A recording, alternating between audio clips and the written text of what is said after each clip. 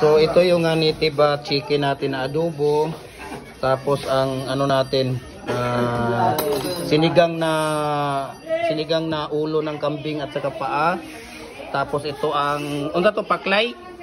Ayan, paklay, kaldereta. Ayun si Mrs. Nagkaroon ng kaldereta. Ayan, pineapple. Tapos watermelon and sige magsiparit na daan para mamayang tanghali. Siparit na bang? Ayan. So nandito lahat. Okay.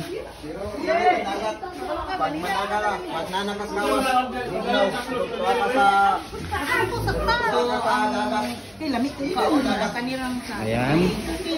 So maglagay para mamayang tanghali. Ano natin? Okay. Na, kain muna tayo.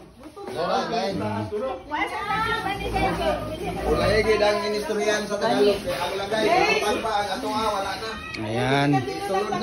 So, kain na muna tayo ha, guys. Morning breakfast po tayo. Ayan. So, thank you so much. Happy birthday kay Bibing at saka kay Jasmine. Ayan. So, God bless ating lahat. Okay. Puro kambing, puro ano yung ano natin ngayon.